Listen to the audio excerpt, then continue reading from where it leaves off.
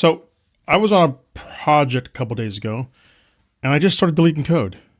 I ended up deleting 30,000 lines of code.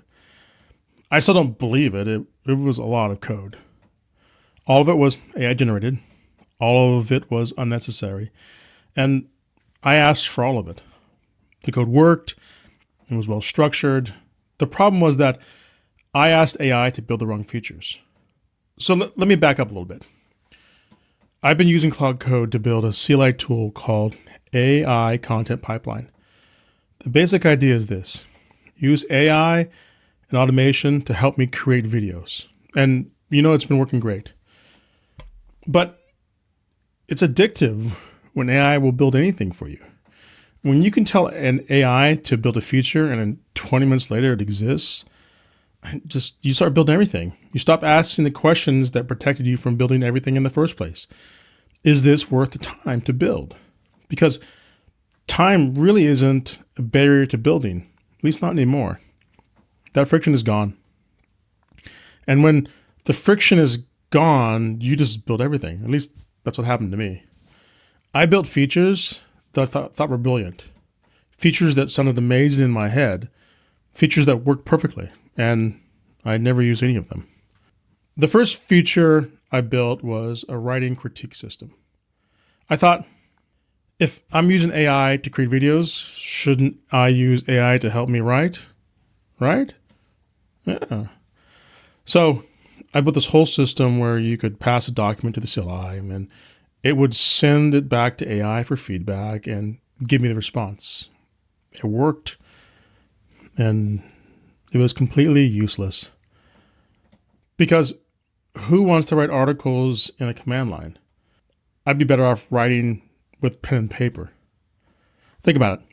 You're writing in your text editor. You save the file. You switch to the terminal. You run a command. You wait for AI's feedback. Then you have to manually merge those differences back into your document. What a terrible experience. But you can't fault AI. It built exactly what I asked for. But maybe that's the point. That it's about the journey and not what you build, but how you get there. I've since built a web editor where AI looks over your shoulder and gives you feedback as you type. But the CLI version? Yeah, I deleted it. The second feature was even more worthless. The CLI has many settings, and I thought, it would be really cool? A fancy UI terminal that you could navigate with tabs, click and select options, see everything in color, and search through settings. This sounds great, doesn't it? So I built it, and it worked great. It was one of those things you step back and go, wow, this is amazing. I would have never built this without AI. And then, well, I never used it. Because what's easier than navigating a fancy UI terminal to change a setting? How about just opening the config file and using a text editor and making the changes? Yeah, it's that simple. That's it. That's the insight. I built an elaborate interface to avoid editing a text file. And editing the text file was easier and faster. So I deleted that feature too. Goodbye. The third feature was a vector database, or a vector database integration. I added the ability to embed documents, store them in a vector database, and then search across them from the command line. You can probably see where this is going. And again, technically impressive and completely impractical. Who wants to search text from a terminal? Nobody wants to scroll through search results in a terminal when they could do it in a browser. But I built it anyway because, well, I could, and I also deleted it. So what happened? Well, I stepped away from the project for a few weeks. And when I came back, I had this moment of clarity. Why did I build these features? None of it made sense. The features weren't just unused. They were making the project worse. They added complexity. They added cognitive overhead. They made the code base harder to navigate. So I just started deleting code.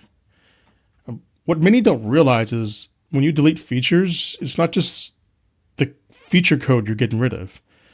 Every feature has infrastructure on it, configuration logic, error handling, integration points, documentations, tests. Well, some features have tests. When you delete a 5,000 line feature, you could delete thousands of additional lines of supporting code. By the time I was done, I'd removed over 30,000 lines of code from the project. And guess what? The project got better. It got smaller, more focused. It does one thing really well. It's not trying to be the application that does everything. So here's what I learned is free isn't free.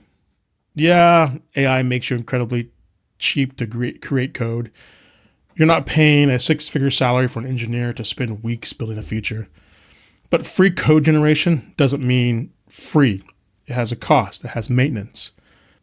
Every line of code you add is one that has to be maintained, debugged, and probably eventually refactored or deleted. Every feature you add is a decision you're forcing upon your users or yourself. It's been said the best code is the code you don't write. Complexity has a cost, and when you build on top of that complexity, it compounds. There's a famous quote attributed to Michelangelo. When asked how he created such beautiful sculptures, he said something like, "I saw the angel in the marble and I just carved until I set him free." The sculpture was already there. He just had to remove everything that wasn't the sculpture. And that's kind of what AI has done to software development. It's given us this magic chisel. We can add features instantly. We can carve away at the marble without effort, without cost, without friction.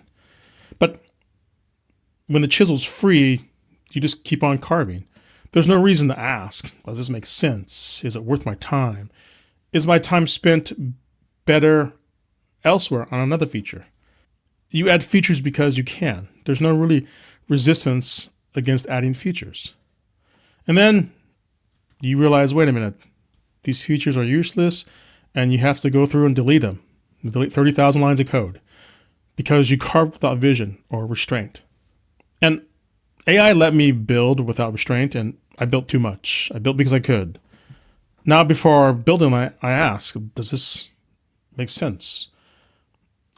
Will this improve the application? Do we really need this? Is this worth my time? Is this the right interface for this problem? Maybe this feature is better as a standalone tool instead of being part of our application. These aren't technical questions. They're product design questions. I'm not asking, can I build this? I know I can build it. I'm asking, does it make sense to build this? The cost used to be in software engineering. Now it's not. The craft used to be writing code. Unfortunately, now it's not. When everything is possible, the real skill is restraint. Some call this taste. Could be vision. Knowing what to build and what makes a good application is now the craft. So if you're using AI to code, here's my advice to you. Build fast. Be ruthless in choosing what you build, and delete everything that adds friction. Because the sculpture isn't in what you add, it's in what you take away or don't build. If this resonated with you, hit the like button. It helps others find my videos. And if you're new here, consider subscribing. I'm documenting my journey in AI development, the wins and, well, the failures. If you got thoughts on this or your own I built too much story, I'd love to hear them. Drop them in the comment below. You can find me on socials, or the links for the socials are in the description below. Thanks for watching. Stay curious and keep learning. Bye.